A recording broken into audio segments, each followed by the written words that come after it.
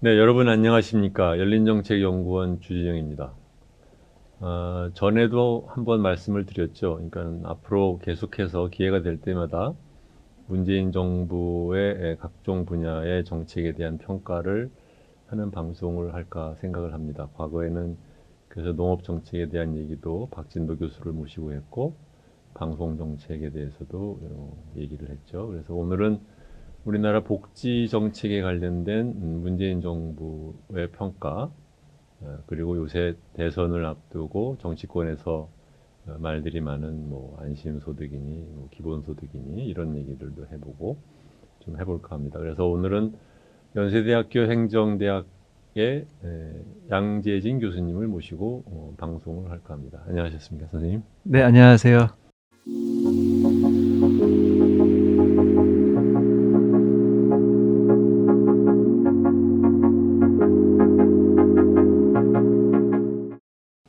양재진 교수님은 연대에서 행정학과 교수로 계셨지만 사실은 미국에서는 정치학으로 학위를 하셨고, 그 다음에는 이런 우리나라 그 소위 말하면 이제 복지제도에 대해서 거의 한 20년에 걸쳐서 저술 생활을 쭉 하셨는데, 선생님께서 이렇게 복지제도에 관심을 갖게 되신 이유는 어디에 있으셨어요?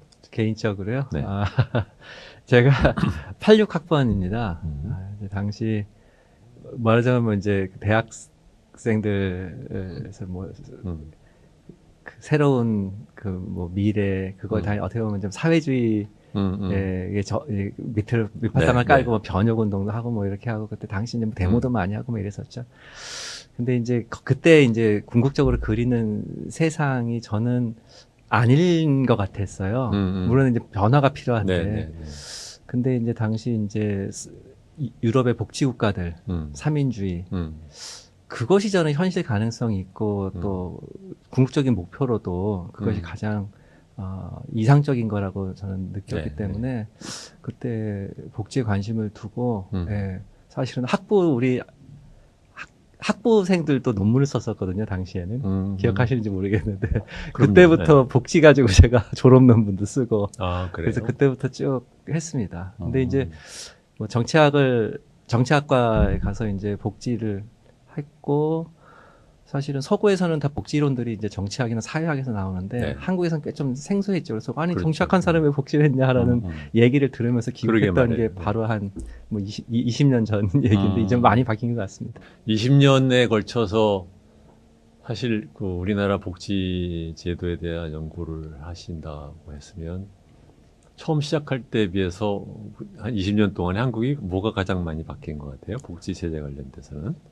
일단 20년 전에 한국 복지 혹은 복지국가와 지금을 따지자면 어떻게 보면 큰 틀에서는 그냥 어떤 한 그 비슷한 레짐 속에서 그렇죠. 이제 레짐은 안 바뀌었죠. 했지만 뒤늦게 시작했지만 굉장히 빠른 속도로 제도가 확충되고 거기에 따라서 지출이 늘고 있는 뒤늦었지만 굉장히 빠른 성장을 보이는 그런 복지국가다 이렇게 얘기할 수 있습니다. 저는 우리나라 이 복지국가보다 복지제도에 관한 논란을 볼 때 항상 드는 가장 큰 느낌은 뭐냐면 이게 우리가 궁극적으로 추구하는 방향이 뭔지 또는 바람직한 모습이 뭔지 또는 우리 국가가 그 사회와 또는 국민과 어떤 관계를 맺는 과정에서 복지제도를 우리가 만들 건지 이런 얘기는 아무 데도 없고 계속해서 말하자면은 그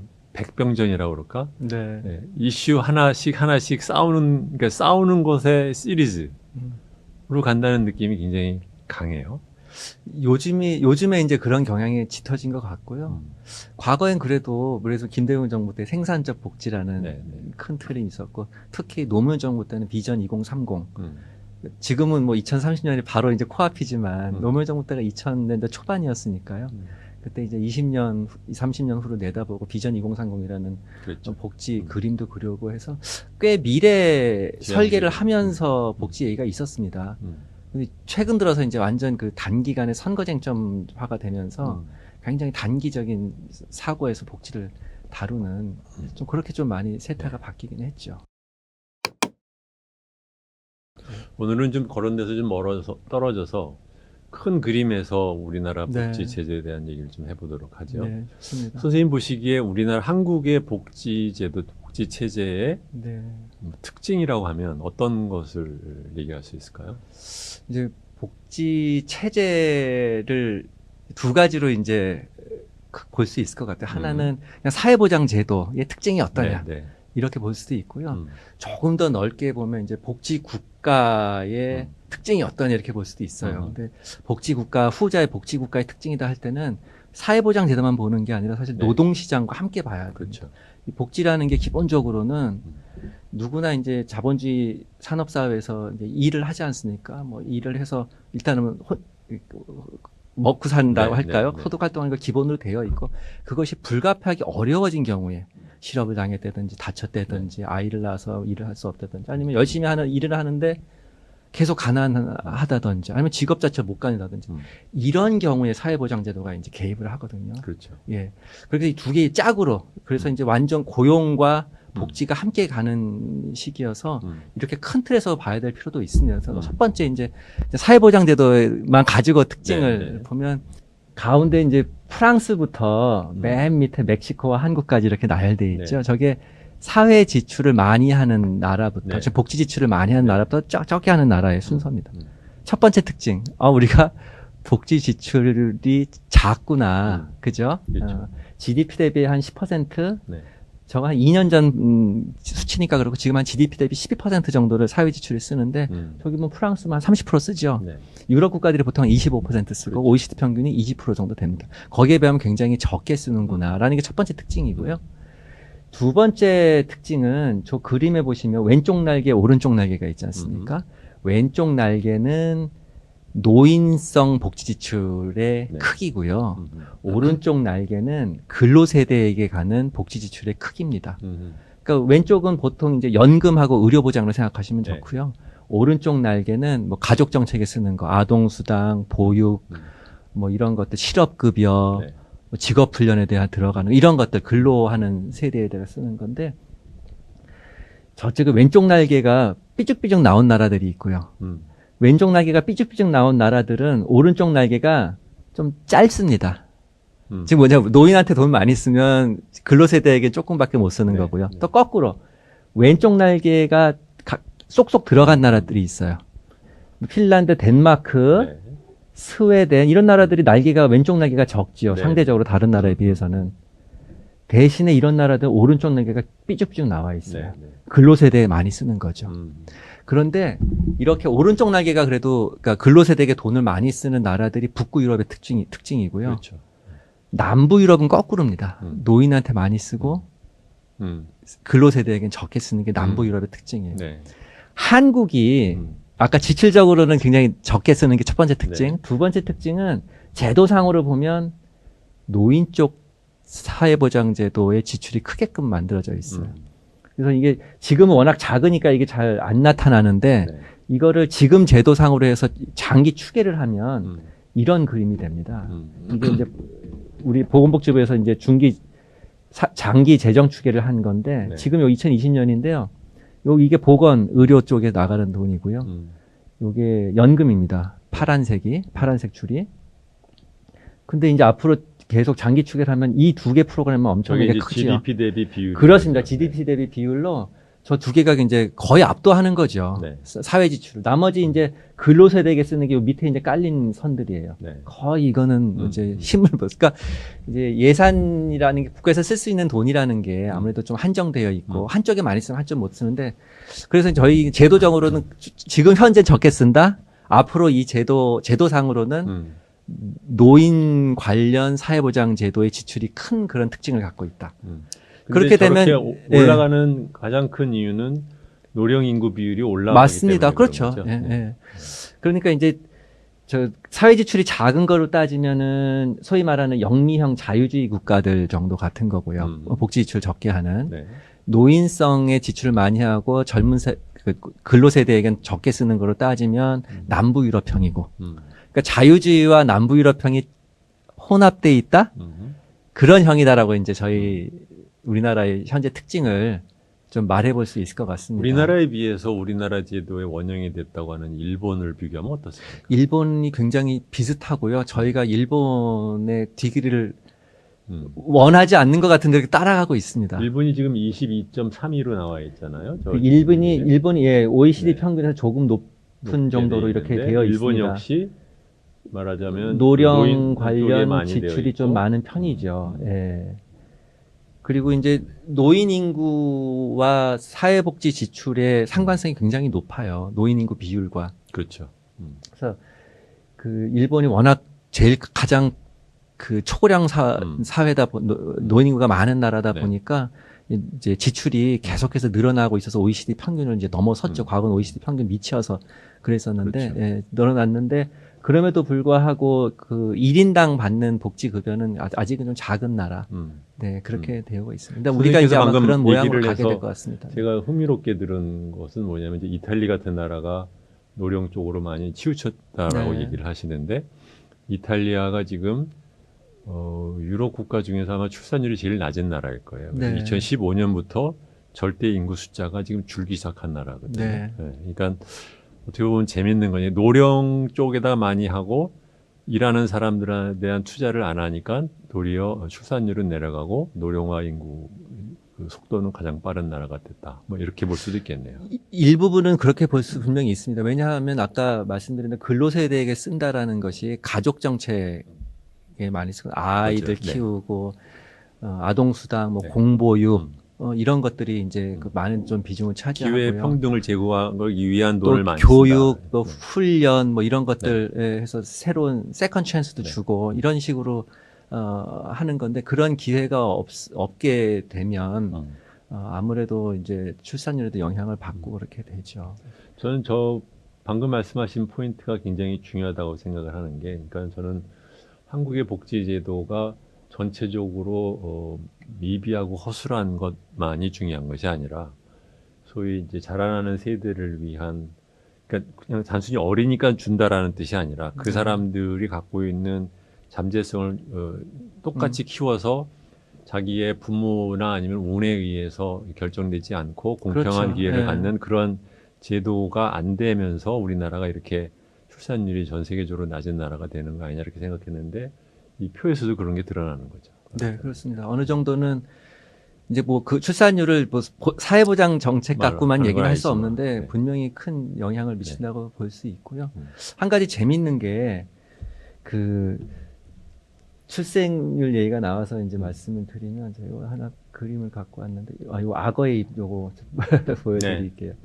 이게 지금 맨 2000년대 초에 2002년인가 2003년 요때쯤 해서 이 초록색이 독일이거든요. 독일하고 이 파란색이 한국입니다. 네. 출산율이 똑같았어요. 1.3.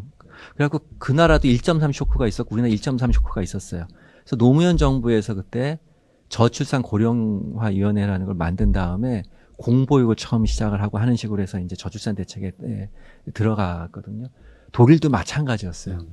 1.3 쇼크로 똑같이 거기도 하는데 저기는 우리보다 더 한 걸음 더 나가서 공보육뿐만 아니라 전 국민 부모 급여 제도라는 걸 또 만듭니다. 그러니까 소득 보장도 함께 하는 거예요. 이제 아이를 갖게 되면 아이가 출산하고 애를 키워야 되니까 일을 못 하게 되잖아요. 그러니까 소득 상실이 오고요. 근데 아이는 실업과 달리 아이 때문에 더 지출이 늘어나요. 그렇죠. 그러니까 이중고예요, 사실은. 그러니까 소득 보장 정책이 굉장히 중요한 파트가 되어야 됩니다. 그래서 이제 공보육을 늘림과 동시에 소득 보장 정책까지 독일은 갖고요. 우리는 소득 보장 정책은 굉장히 약해요. 전 국민을 상대하는 것도 아니고 고용보험의 일부를 해갖고 고용보험 가입한 사람 중에 그것도 몇 사람들만 뭐 이런 식으로 되어 있어서 소득 보장을 안 하면서 이제 공보육만 늘린 상황이 됐죠. 그러다 보니까 그랬는지 아무튼 뭐 다른 영향도 있겠습니다만 2018년이죠. 18년 보면 우리는 0.9로 출산율이 떨어지고 독일은 1.6까지 올라갔습니다. 악어 입처럼 서로 벌어진 거죠. 그러니까 이제 아까 말한 대로 사회보장 제도가 어떤 역할을 할 수 있는지 출생률 관련해서 좀 보여주는 그림이 아닌가 이런 생각을 합니다. 근데 이 공보육하면서 또 출산율, 그러니까 그러면서 독일의 여성 고용률은 계속 늘어나요. 그렇죠. 그러니까 이제 아이를 낳으면서 또 일정 기간은 아이 키우는데 전념은 하지만 또 플러스 다시 이제 복귀할 수 있는 네. 그런 시스템까지 노동시장 갖추는데 개혁도 하고 파트타임도 허용을 하고 하고 뭐 이렇게 됩니다. 공보육도 확대되면서 이제 일가정 양립할 수 네. 있게 해주고 하니까 뭐 일거양득이죠. 음. 여성들 교육받은 여성들이 또 일할 수 있게 음. 자아실현도 하면서 일할 수 있게 만들고 또 아이 원하는 대로 사실은 꼭 나라에서 출산율이 뭐 인구 늘어나는 거에 중요한 것뿐만 아니라 개인 입장에서도 그렇죠. 보통 한 2명 희망하거든요. 그렇죠.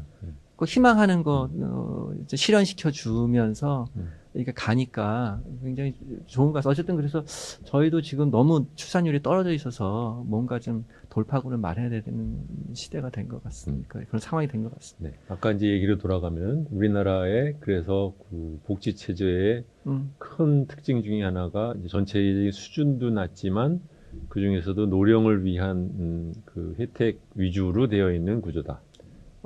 예, 그렇습니다. 그렇게 되어 있고 아직 이것은 근데 네. 만약에 그대로 놔두면 노령에 대한 지출이 남부 유럽처럼 늘어나면서 될 것이다. 남부 유럽처럼 될 것이다라는 얘기겠네요. 네.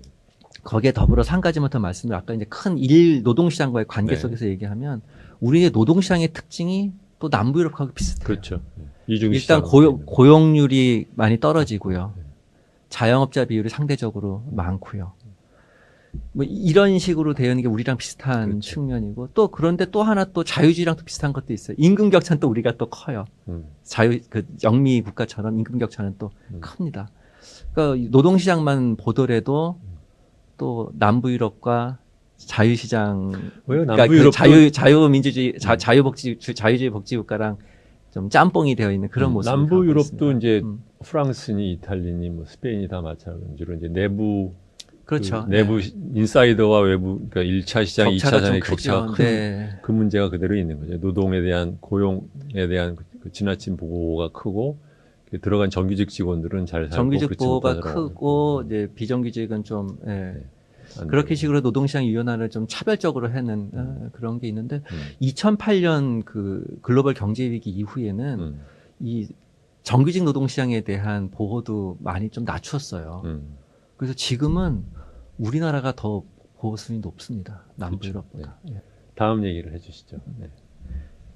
네, 그렇게 해서 어쨌든 그 아까 말씀드린 대로 복지의 특징이 사회보장제도로 봐도 남부 유럽과 자유주의 국가의 짬뽕 모습, 노동시장과 함께 보더라도 남부 유럽과 자유주의 국가의 짬뽕 그러네요. 모습인데 보통 이제 학자들이 얘기할 때 뭐 바람직한 복지 국가가 뭐냐 그랬을 때 남부 유럽을 들지는 않거든요. 그렇죠. 또 자유주의 영미국부를 들지는 않거든요.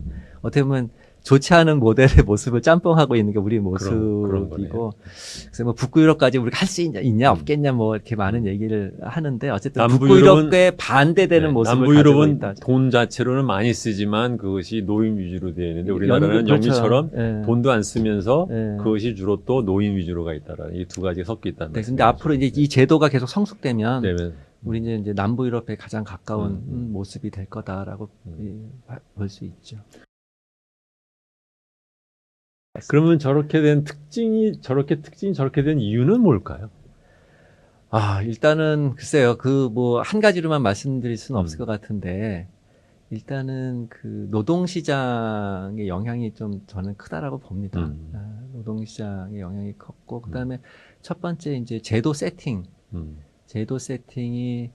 좀 이제 뭐 사회보험 중심으로 된 것들 이런 것이 그 유럽의 남부 유럽의 복지 국가들과 비슷하게 이제 시작을 한 건데 거기에 이제 복지 지출이라고 하는 측면에서는 꽤 낮은 수준의 얇은 사회보험으로 시작을 했거든요. 네.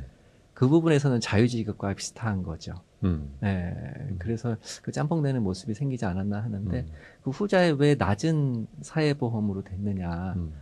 왜 낮은 그거는 아무래도 이제 저희가 이제 늦게 시작을 하면서 이제 국가의 가용 자원들을 아무래도 이제 경제 개발 쪽에 많이 투자를 하고 복지는 상대적으로 좀 그 비용 투자를 좀 덜 하는 그리고 이제 그 국가 측면이고 사회보험은 이제 기업이 많이 또 부담을 해야 되지 않습니까? 비용 부담을.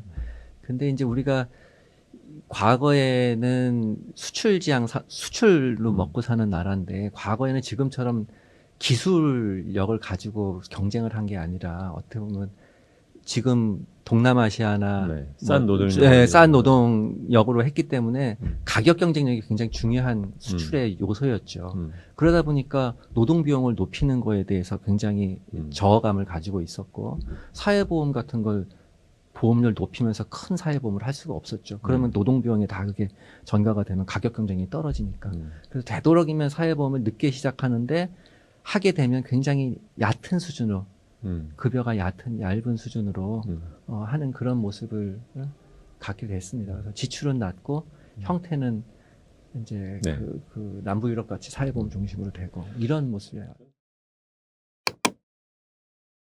전 사실 이제 우리나라 많은 사람들이 우리나라를 이제 얘기를 하다 보면 이제 대개는 이제 영미권이라는 유럽이랑 비교를 해서 얘기를 하는데 그거 못지않게 저는 우리나라가 더 공부를 할 만한 케이스가 일본이라고 생각을 해요. 뭐냐면 네.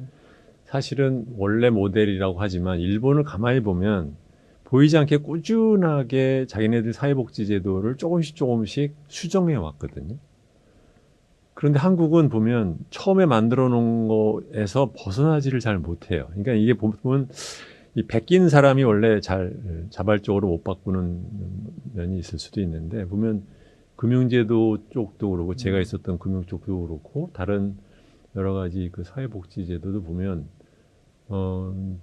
일본은 노령화되어가는 과정에서도 그것에 대한 준비를 꾸준하게 제도적인 보완을 해온다라는 느낌이 드는데 물론 이제 효과가 그렇게 많지 네. 않았다는 문제는 있어도 한국은 어떻게 보면 약간 화석화됐다 그럴까 뭐 경직화됐다 그럴까 아니면 뭔가가 꾸준하게 그 수정해 나가는 노력이 좀 부족하지 않나 하다못해 일본이 물론 이제 우리나라 이렇게 생각할 수 있는 거죠.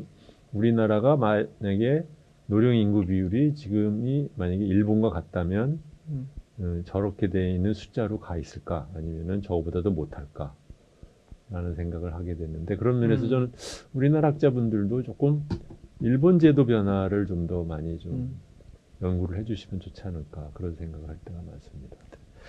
그러니까 우리가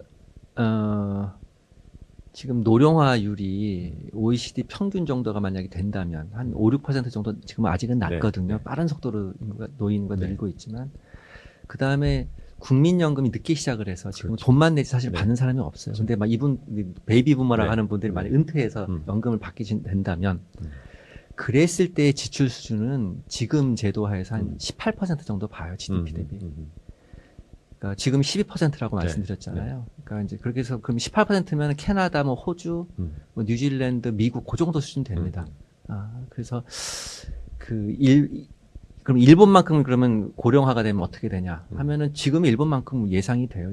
지금 2020년이 지금 12% 네. 되어 있고 OECD 평균이 20% 요선이라고 그랬지 않습니까? 네. 20% 선인데요. 가운데 2020년에서 빨간색으로 네. 보이는 것, 네. 빨간색이 이제 사회 지출이고요. 지금 12.1%로 되어 있죠. 네. 그게 2020년 기준인데 2040년 보시면 그 빨간 선이 20% 선까지 쭉 올라갑니다. 네. 그 다음에 2050년 되면 25% 수준이 되죠. 근데 이거 빨간 선은 뭐냐면 지금 제도 그대로 있을 때예요. 그렇죠. 하나도 확충 안 하고 그대로 있을 때 인구 고령화에 따라서 40년 되면 OECD 평균 2050년 되면 유럽 복지국가 수준으로 그냥 되는 그런 거고 저 패턴은 일본하고 비슷합니다. 네. 일본하고 비슷합니다. 네.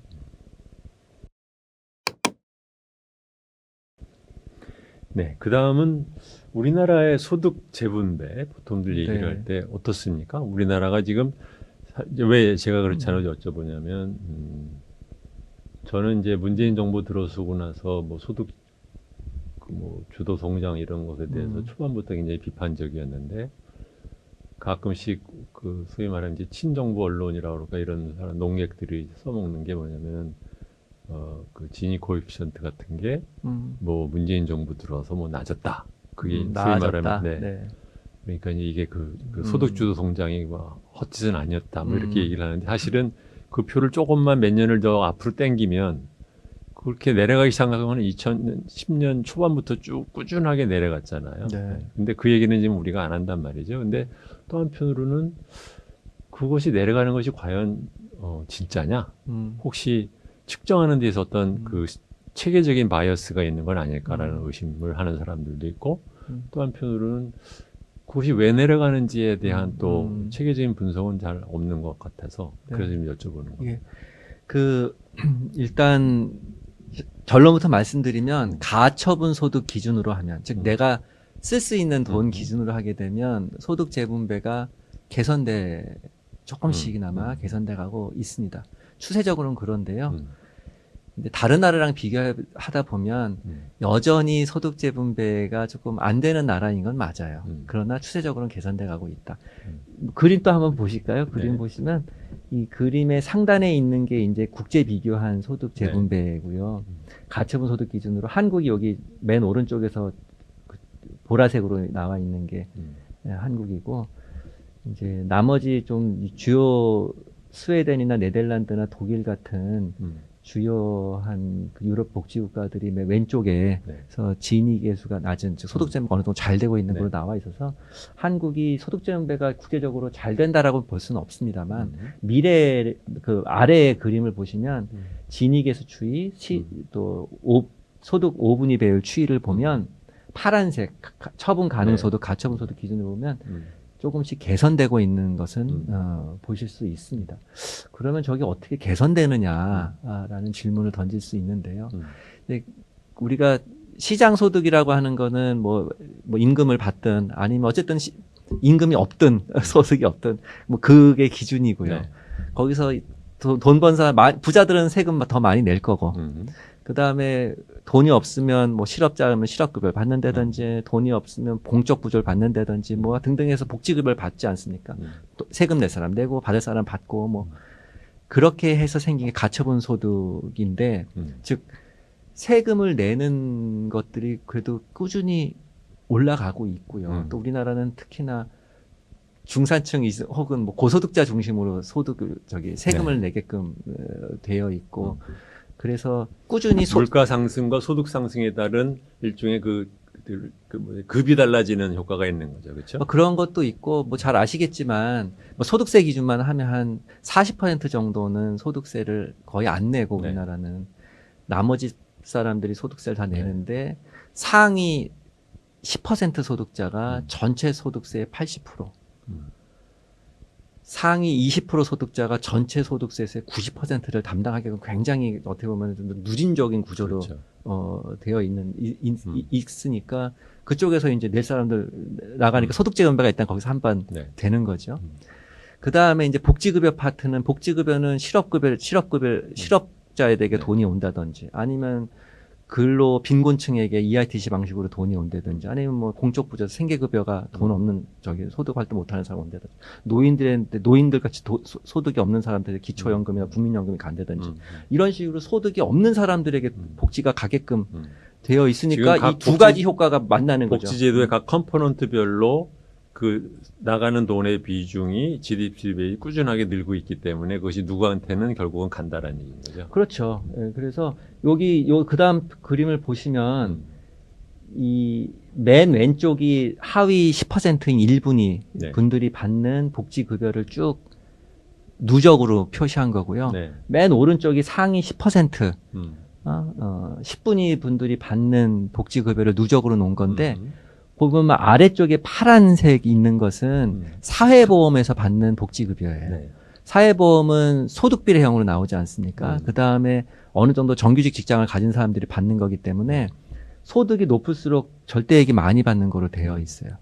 그런데 사회보험에는 사각지대라는 게 생기지 않습니까? 사회보험, 보험료 못 내면, 그렇죠. 근데 보험료 못 내는 분들이 대부분 저소득 계층, 취약계층이지 않습니까? 그분들에게는 기초연금이라든지 생계급여라든지 뭐 EITC라든지 같은 이제 일반 재정에서 보험료로 운영되는 게 아니라 일반 세금으로 운영되는 복지 프로그램에서 급여가 들어갑니다. 그게 이제 주황색부터 위에 쪼르륵 올라가는 게 다 그 일반 재정 프로그램들이거든요. 그거는 왼쪽에 소득이 낮은 사람들이 많이 받게 되어 있죠. 그렇죠. 요 두 개가 이제 만나는 거죠. 그래서 과거에는 사회보험밖에 없었는데 일반 재정 프로그램들이 많이 생겼어요. 기초연금이 노무현 정부 때 도입되면서 계속해서 확대가 됐잖아요. 처음에 뭐 10만 원짜리 했다가 지금 30만 원짜리가 되지 않았습니까? EITC라는 것도 2008년에 도입이 되면서 근로빈곤층들이 보너스로 소득 활동하면 보너스로 더 받는 돈이 들어오고 아동수당도 뭐 생겼다든지 생계급여, 기초생활보장도 생계급여도 계속 늘어나고 있고요. 이런 것들이 확충되면서 저소득자들이 사각지대는 저소득자들이 받는 급여들이 늘어났고 또 국민연금 같은 경우 과거에는 보험료만 냈다가 지금 서서히 이제 액수가 점점 늘어나면서 급여를 받지 않습니까? 이런 것들이 사회보험에서도 급여가 들어오고 육아휴직급여 같은 것도 조금씩 늘어나고 급여도 늘어나고 실업급여도 마찬가지로 어느 정도 조금씩 확장되고 하다 보니까 소득이 없는 사람이 받는 것은 계속 늘었고 소득이 있는 사람이 내는 세금은 상위층을 중심으로 좀 많이 내고 이 두 가지 효과가 합쳐지니까 가처분 소득에서 격차가 처음에는 많이 좀 이 정도 났던 것이 세금 내니까 윗사람은 줄어들고 밑에 사람은 복지 받으니까 올라가고 그러니까 격차가 줄어드는 거예요. 그러니까 저게 굉장히 신기한 얘기잖아요. 보통 네. 우리라는 게 생각하면 만약 그 사람들이 연금을 받는 사람이면 뭐 일반적으로 설계를 하면 네. 연금을 받는 사람이 소득 분위로 가장 최상위 소득 계층에 들어갈 거로 생각하지 않지 않습니까? 네. 네. 근데 한국은 좀 그렇다는 얘기잖아요.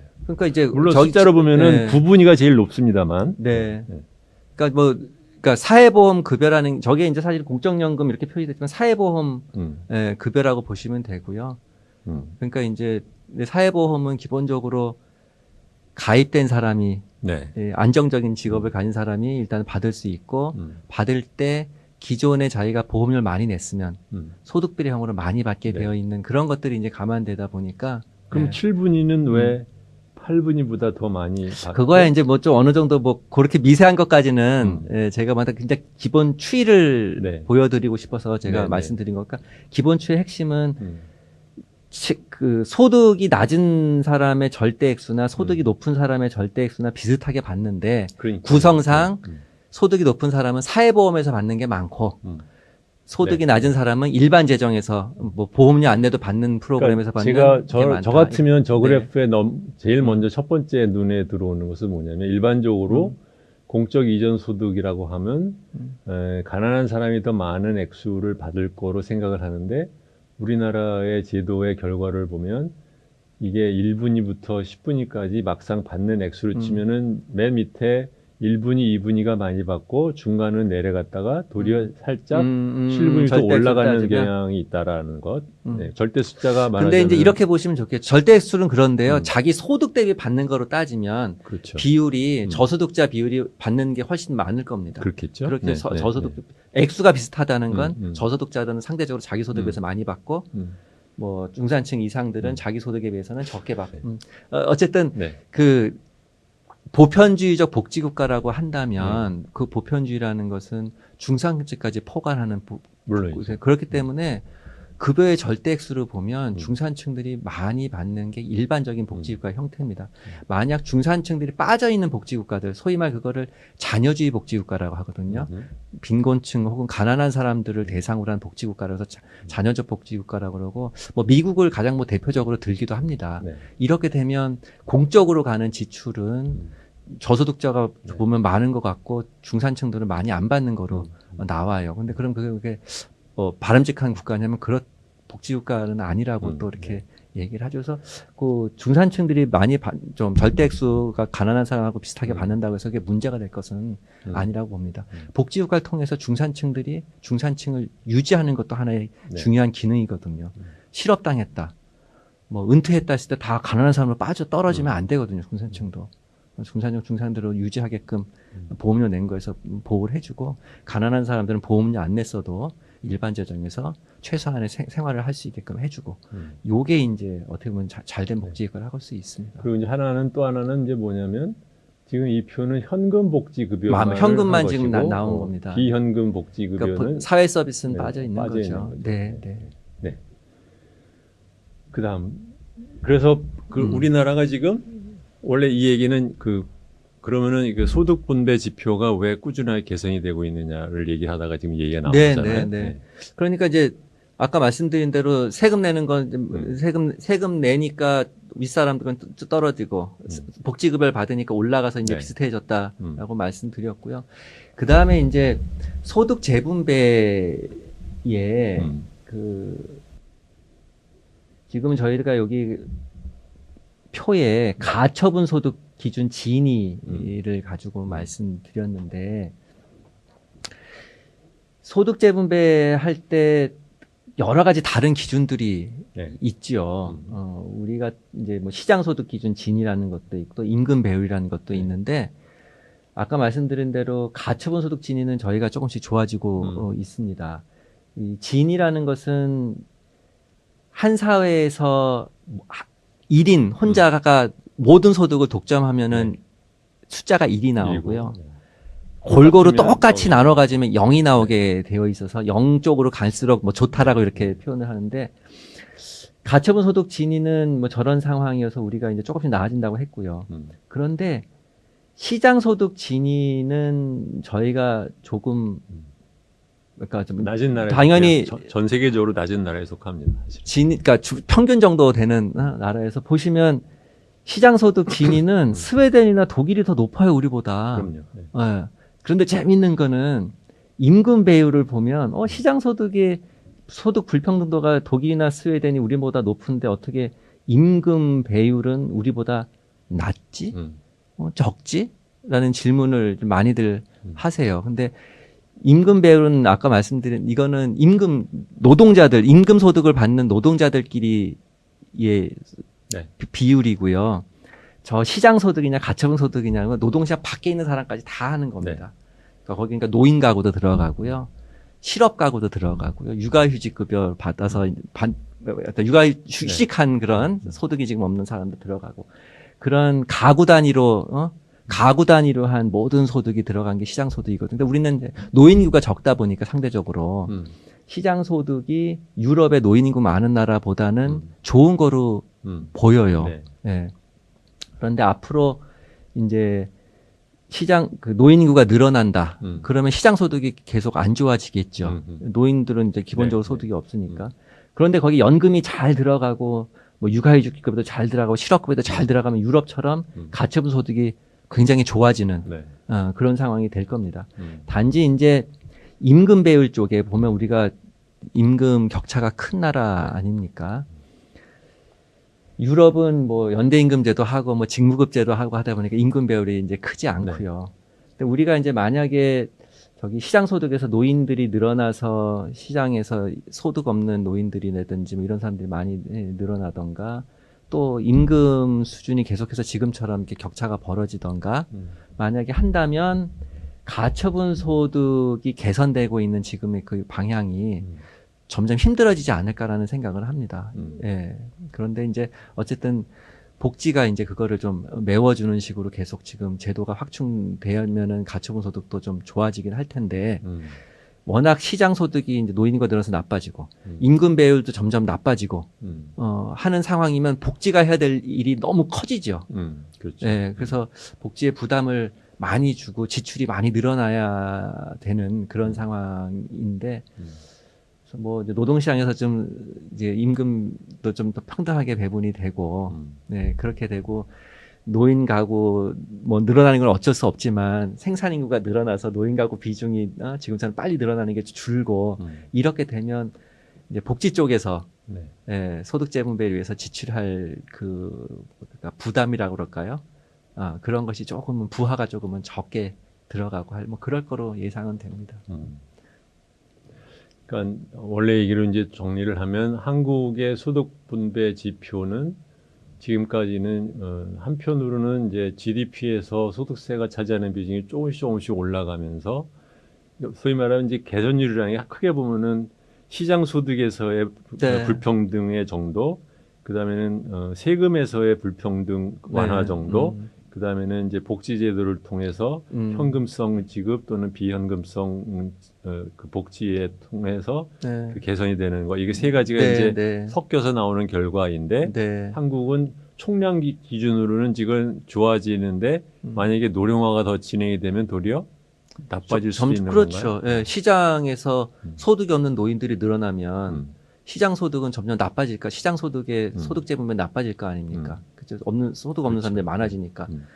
그러면 그거를 그러니까 좀- 이 삼자 간의 예, 예. 스피드 경쟁이네. 예, 누가 그러니까 먼저 그거를 좀 가느냐. 맞춰주려면 연금이 많이 들어가야 되는데 연금이 많이 들어가면 아까 말한 대로 음. 근로 네. 연령대 인구에 대한 좀 어떤 생산적인 복지가 좀 할 그렇죠. 수가 없는 상황이 플러스 돼서 많이 그래서 그런 게 굉장히 좀 출산율이 어려운 상황이에요. 낮으면 노인 비율이 높아지면 시장 소득에서 불평등도 더 강해질 높아지죠. 수도 있는 예, 거니까. 예. 그런 것들이 지금 굉장히 좀 어려운 구조적으로는 좀 어려운 상황으로 가고 있습니다만 현재까지는 그래도 2010년부터는 복지제도가 역할을 하고 세금 쪽이 역할을 하고 해서 조금씩 개선되고 있는 것으로 나오는 거죠. 네. 네. 그러면은 이제 질문 3 원래 이제 질문 2랑도 연결이 되는데 한국의 소득 재분배가 조금씩 문재인 정부 전부터 나아지고 있는 것이 지금 문재인 정부 들어와서도 이제 지속이 됐는데 막상 문재인 정부 들어와서의 그 복지 정책의 성과에 대해서는 어떻게 평가하시나요? 이제 뭐 한 B-나 C+ 정도 예, 줄 수 있을 것 같은데요. 일단 그래도 무엇을 잘했고 무엇을 못했습니까? 그러니까 뭐 잘했다고 한다면 그래도 좀 그러니까 뭐 복지 지출 측면이라고 그럴까요? 급여를 좀 확대하는 거에 좀 그래도 뭐 다른 정부도 사실은 복지 다 늘려왔습니다. 보수 정부도 늘려왔습니다. 그래도 조금 더 정량적으로 뭐 김대중, 노무현, 뭐 문재인 정부 할 정도로 그렇게 전향적으로 했다라는 것에서는 좀 점수를 주고 싶은데 점수를 깎아먹는 방향은 뭐냐면 그러니까 구체적으로 어떤 걸 늘렸는지도 구체적인 예를 들어가면서 예를 들면 뭐 기초연금 같은 부분들이 급여가 20만 원에서 지금 30만 원까지 이제 왔다든지 그다음에 기초생활보장제도에서 생계급여 절대 액수 늘어난 것보다 대상자가 좀 완화해서 늘어난 거라든지 EITC라고 해서 이제 근로빈곤층이 받는 이제 탑업 이제 보너스로 받는 근로장려금 그것의 액수 또 대상을 좀 늘린 거라든지 그다음에 어쨌든 뭐 의료 보장의 보장성을 좀 늘리는 노력이라든지 이런 부분들은 이제 잘했다고 얘기할 수 있고요. 그런데 그 복지제도가 근데 그러면 그런 제도가 지속 가능하려면 또 재정 효율화, 지속 가능성을 위한 노력들도 함께 같이 동반해서 같이 가져야 되는데 재정 효율화 측면, 지속 가능성을 위한 노력 이 부분들은 눈을 감고 있어서 여기에 대해서는 이제 좀 그 마이너스 점수 비판을 할 수 있을 것 같다는 생각이 듭니다. 원래 하겠다고 말한 것 대비해서는 어떻습니까? 뭐 그 하겠다고 한 건 뭐 다 했나요? 네, 다 했다라고 볼 수 있어요. 그래서 요새 이렇게 복지에 대해서 사람들이 더 이상 얘기를 잘 안 하는 건가요? 글쎄요. 근데 어쨌든 그 사람들이 얘기하는 것도 있지만 사실은 그 정책 아젠다 세팅은 어떻게 보면 정치가들이 많이 하는데 정치가들이 아젠다 세팅을 잘 안 하는 것 같아요. 특히 정부가 아젠다 세팅을 안 하는 부분들이 아까 있습니다. 그 액수 기준으로 보시면 이제 시청자분께서도 아시겠지만 우리나라의 지금 복지 지출 중에서 가장 큰 액수를 차지하는 게 이제 의료보험입니다.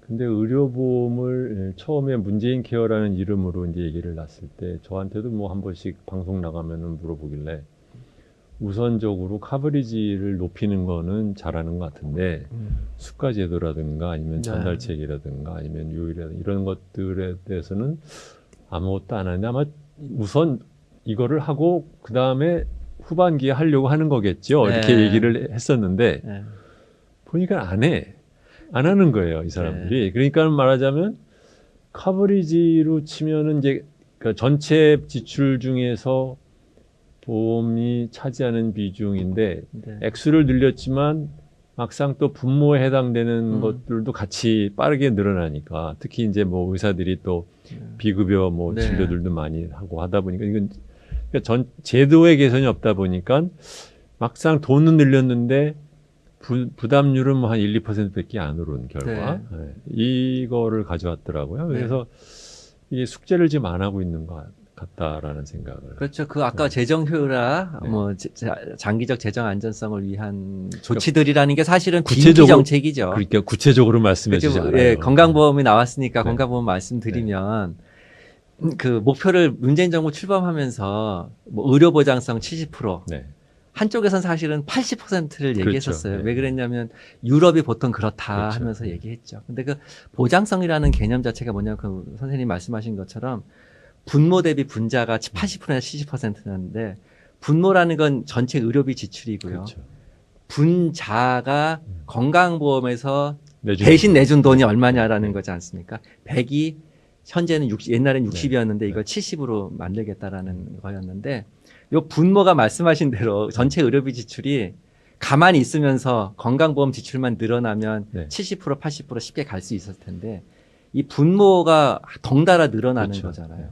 그런데 유럽은 이 분모가 덩달아 늘어날 수 없는 구조입니다. 컨트롤 엄청 하죠. 컨트롤하죠. 왜냐하면 기본적으로 거기는 NHS 내셔널 헬스 서비스니까 말하자면 우리나라 시립병원, 도립병원, 네. 보건소 많이 있는 시스템으로 거죠. 되어 네. 있으니까 영국은 뭐 국영이니까 다. 예, 네. 그런 식으로 되어 있으니까 그냥 지출을 네. 국가에서 못하게 하고 뭐 급여 항목만 우리나라처럼 차출하면 예, 하루에 병원을 여러 군데 예약해놓고 다 갈 수 없죠. 그럴 수도 네. 없고요. 네.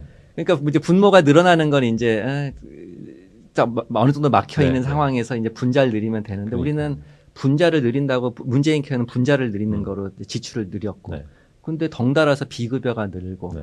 또 싸지니까 국민들은 그냥 어떻게 보면 이 병원 저 병원 혹은 네. 상급 병원 뭐 세브란스부터 해서 뭐 큰 병원까지 맘대로 가고 병실에 가서 누워 있거나. 네, 뭐 이런 식이 되니까 지출이 계속해서 늘어나서 분자에 투자한 돈이 잘 빚을 바라지 그런 못하는 거죠. 거예요. 그래서 이 그림 보시다시피 거의 그냥 이 보장성이라는 것이 60%에서 60% 시작해서 원래대로 하면 뭐 60% 중반까지 뭐 2, 3년 내에 가야 되는데 거의 제자리 걸음하는 저게 거. 지금 액수는 엄청 X는 많이 엄청 늘었는데도 넣는데 그렇다는 거죠. 분모가 네. 계속 늘어나서 그런 거죠. 저런 네. 현상이 나타나는 그러니까 거죠. 그래서 분모를 잡으면서 해야 되는데 그러니까 유식한 표현으로 전달 체계를 수정하지 않으면서 저렇게 가면 이 꼴 나는 거죠. 그렇죠. 근데 그걸 수정하기가 굉장히 정책으로 부담스러운 거죠. 두 가지 측면입니다. 첫째는 아까 말했던 비급여를 늘린다라는 거 어떻게 보면 병원이나 의사 선생님들이 뭐 검사도 더 많이 그렇죠. 하고 네. 새로운 신기술과 쓰고 약도 한번 권하기도 네. 하고 뭐 네. 이렇게 해서 늘어나는 부분인데 이거를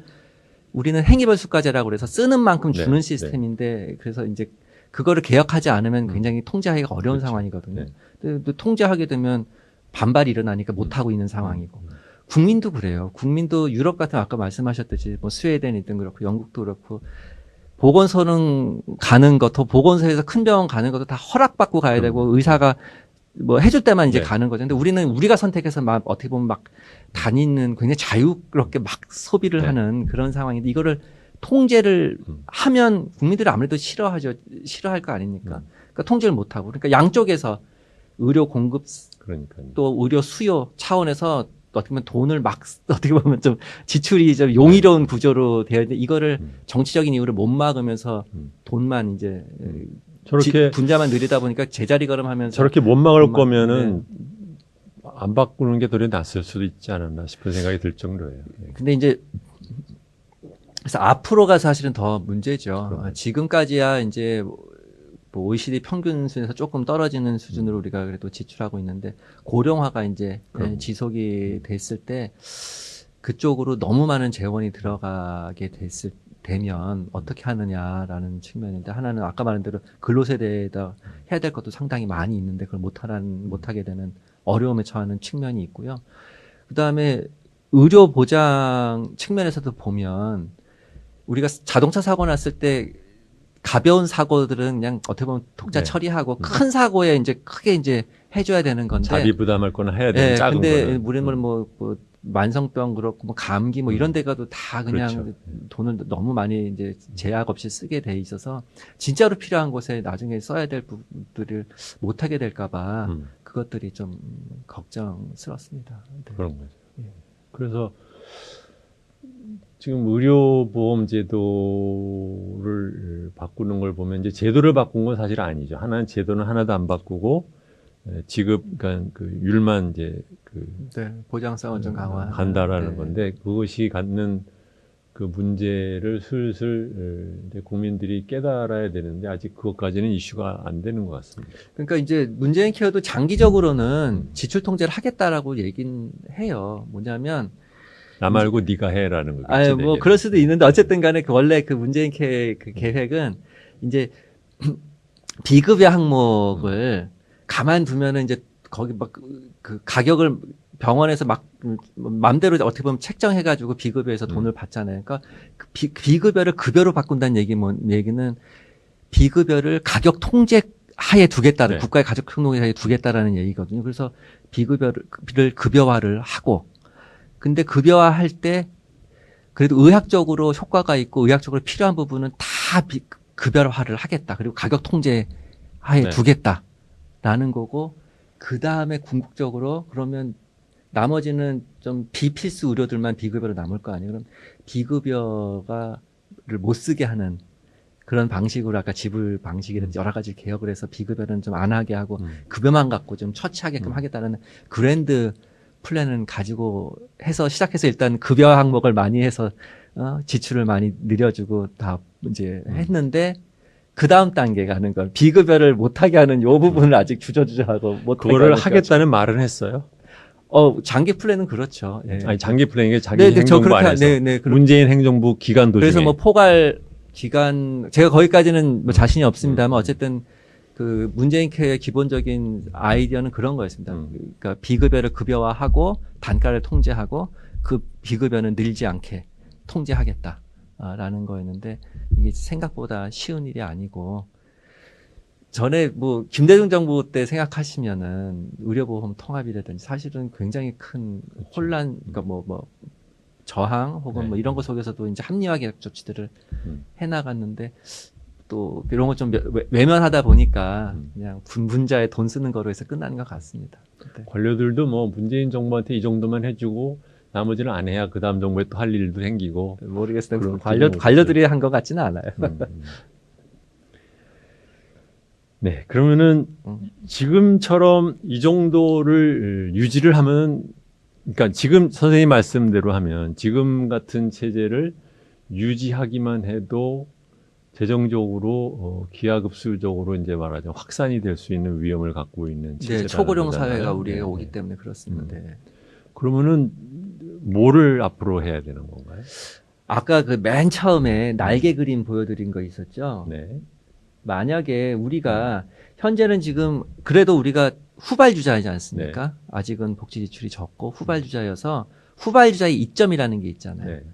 좋은 것 좀 따라가고 잘못한 것 좀 우리가 좀 비켜가고 네, 하는 네. 거를 할 수 있는 기회가 좀 있다라고 보는데 그렇다면 우리가 뭐 남부 유럽 방식으로 갈래? 자유주의 방식으로 갈래? 하는 것보다는 그래도 좀 잘하고 있다 그러는 북구 유럽 방식 뭐 그대로 쫓아갈 수는 없겠지만 어쨌든 방향은 그래도 좀 제시해줘야 된다고 생각을 한다면 우리가 작은 북구 유럽 정도로 해서 그 사회지출 구성이라도 좀 네, 생산적으로 혹은 좀 장기 지속 가능하게 하자고 한다면 저기 아까 보신 것처럼 왼쪽 날개는 좀 지출 속도를 좀 줄여가야 될 거예요. 그러니까 의료 지출하고 연금이 계속해서 크게 늘어가는 이 부분들은 저희가 조금 통제를 끊임없이 하고 확산되지 않도록 예, 그러니까 계속 필요하다. 늘긴 늘 텐데 조금은 줄여야 될 줄여야 거다. 된다. 그럼 의료 같으면 아까 부모에 대한 통제, 네, 네. 예전 개혁이 좀 들어가야 될 거고 연금 같으면은 지금 연금 지출이 국민연금이 사실은 조금 내는 거에 비해서 많이 받게 계속해서 설계가 되어 있지 않습니까? 예를 들어 독일 같으면 20%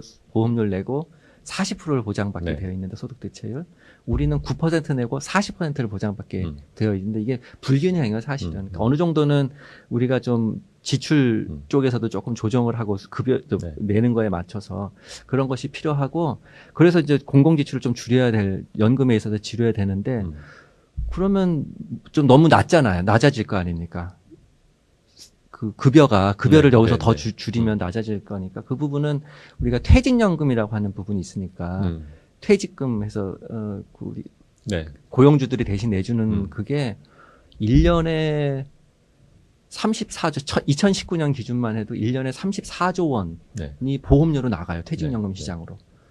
그 34조 원이 사실은 내 연금 역할을 못 하고 중간중간에 퇴직금이죠. 퇴직금식으로 하던가 중간 정산에서 뭐 가져가도 이래서 연금 역할을 못 하거든요. 그거를 연금화해서 국민연금에 얹혀주는 방식.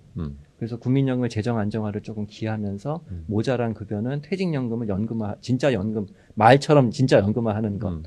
이런 식으로 해서 좀 체제를 쌓아가면 그 의료보 개혁과 함께 왼쪽 날개에 늘어나는 걸 조금은 이제 조금 줄여가면서 남부 유럽형으로 가는 것을 약간은 그래도 북부 유럽에 좀 네. 가까운 식으로 하면서 이쪽을 왼쪽 날개 만들고 거기서 생기는 조금 여력을 이쪽 오른쪽 날개 가족 정책이나 적정 노동시장 정책 훈련이나 고용 서비스라든지 또 보육이나 뭐 아동에 대한 투자 뭐 이런 것들 이론적으로 근로세대에 대한 이런 투자 쪽으로 조금 돌려서 오른쪽 날개가 좀 길게 나오게 하는 그런 식으로 지금 우리가 앞으로 좀 방향을 잡고 가야 될 거라고 그렇게 생각을 합니다. 근데 보면 우리나라는 이 오른쪽이 우리나라가 굉장히 부족하다라는 인식 자체가 네. 별로 안 퍼져 있는 것 같아요. 그렇죠? 그렇죠. 아, 근데 그 사실 근데 노무현 정부에서 얘기했던 비전 2030 그게 사회 투자 국가라는 개념 하에서 만들어진 거였거든요. 사회 투자 국가라는 개념이 바로 오른쪽 날개 좀 키우자라는 거였어요.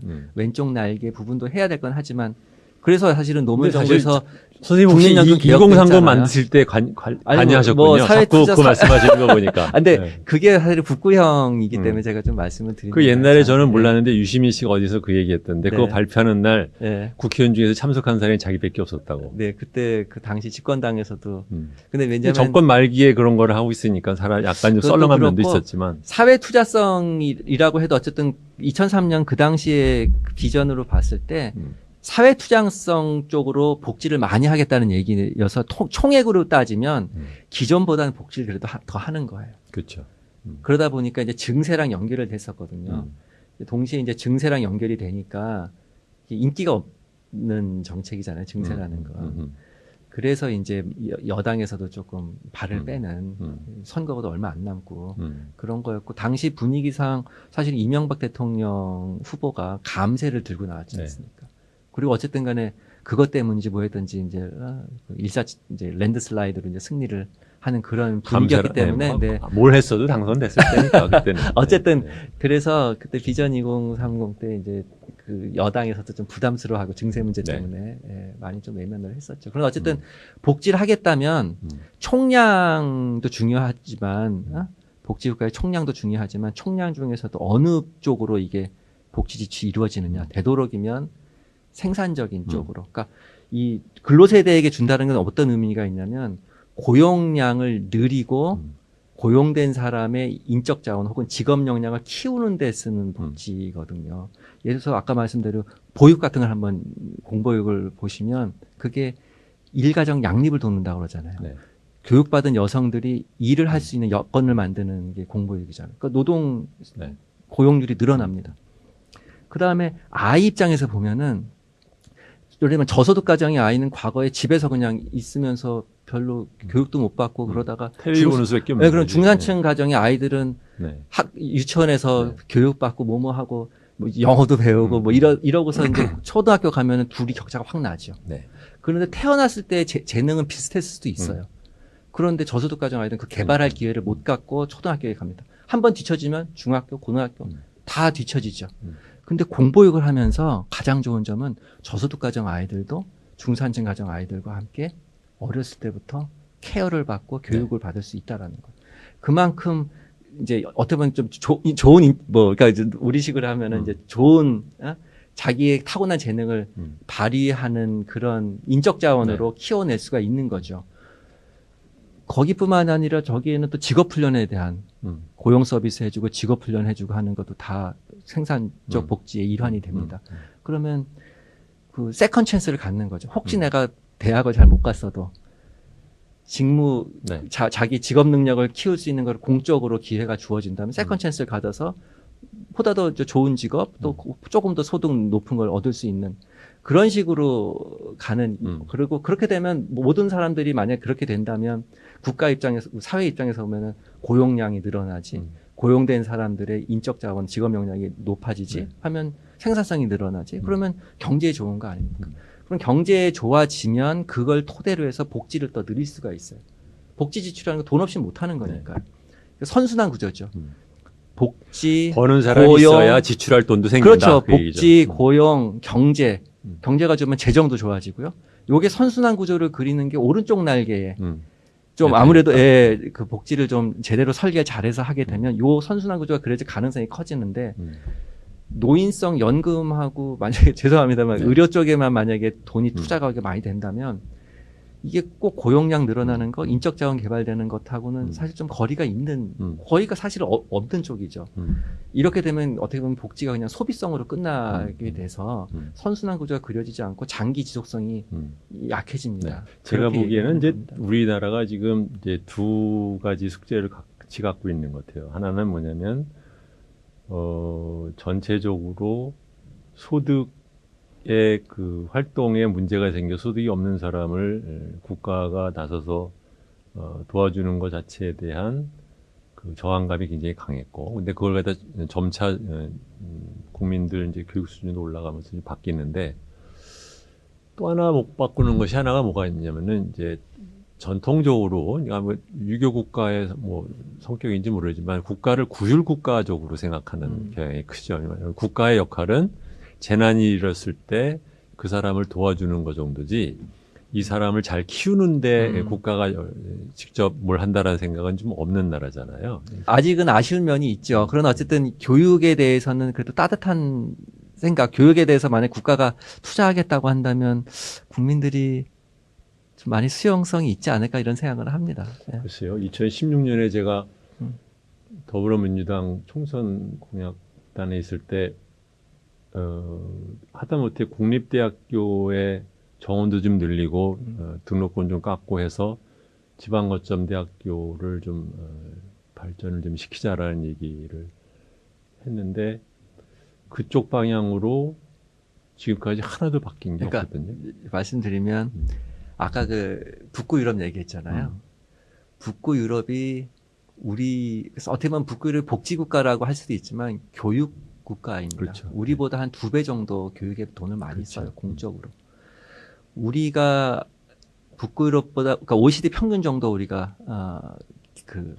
교육에 공적으로 쓰고 있고요. 북구보다는 이제 못한 상황인데, 말씀드린 대로 복지보다는 교육에 그래도 우리가 더 이렇게 뭐랄까 헌신을 국가 재정을 교육 쪽에는 그래도 좀 열린 마음으로 해왔었고요, 일찌감치.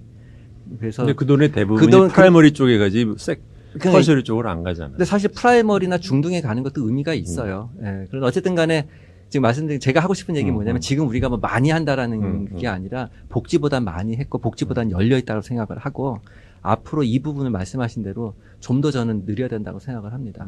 교육 쪽을.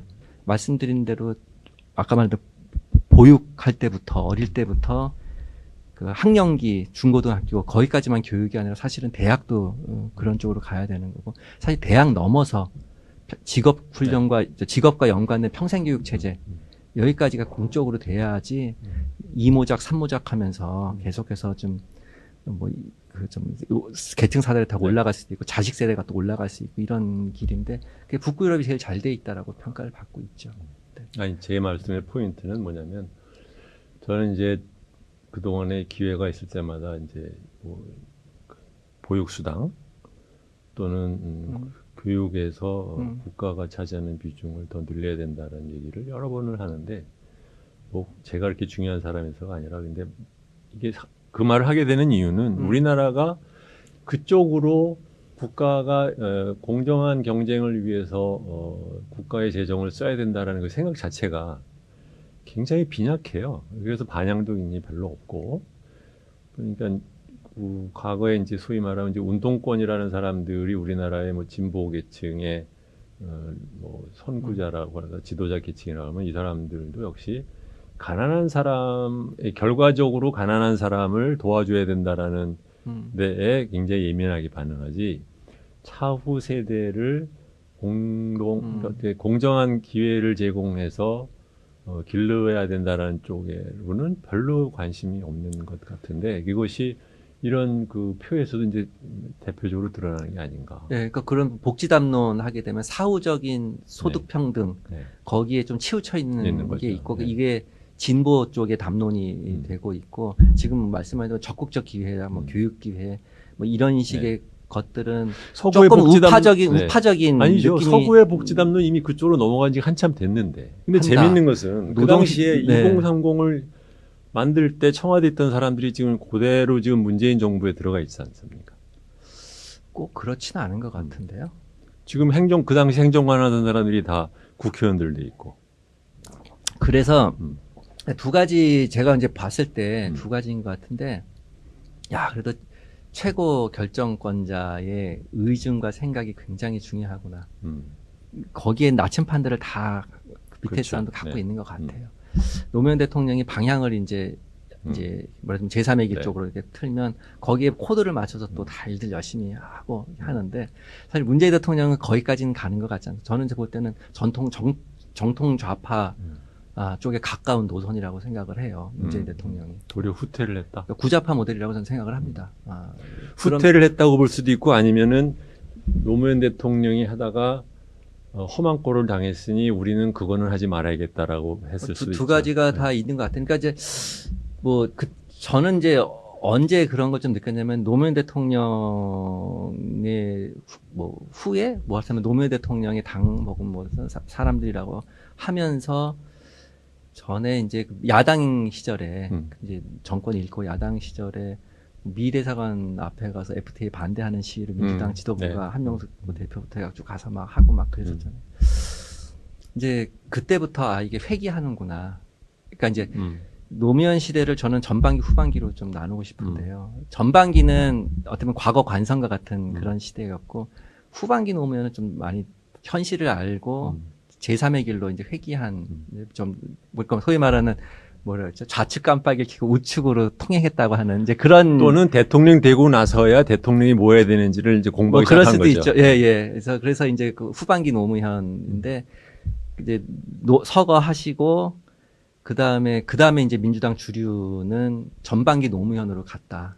상징적인 사건이 FTA 반대, 뭐 제주 해군기지 또 그것도 뭐 이런 그러니까 거. 제 질문은 왜 그래서 노무현 정부 돌아갔다라는 있었으면서 거죠. 공부를 안 했느냐는 얘기입니다. 후반기 공부는 왜 안 했을까? 글쎄, 그러니까 그게 뭐 어떻게 보면 한계일 것 같은데요.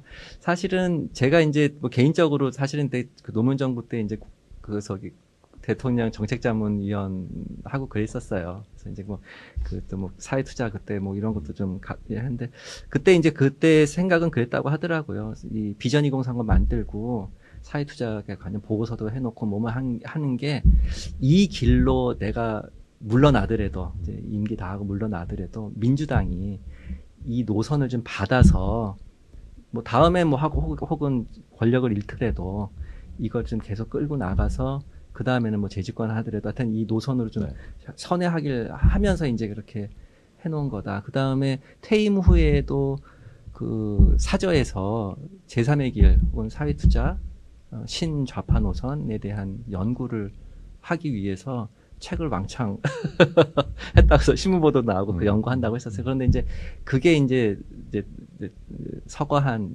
이후에 그 맥이 진보 진영 내에서 끊긴 것 같아요. 그 리더십이 끊긴 것 같습니다. 그러니까 이제 뭐 자연스럽게 뭐 구좌파로 이제 다시 회귀한 모습이지 않을까 이런 생각을 해요.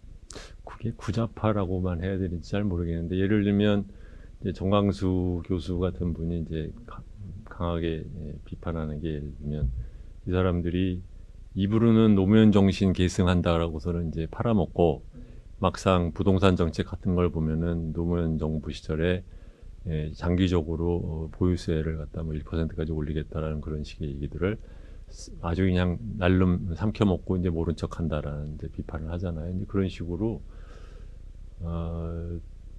제가 강하게 느끼는 것은, 이제 노무현 정부는 실력에 비해서 비전만 뒤늦게 비전 얘기하다가 이제 끝낸 정부라고 하면, 지금 정부는 그 당시의 경험에서 몸조심하는 것만 배운 정부가 아닌가라는 느낌이 들 때가 많아서 이런 얘기를 하는 겁니다.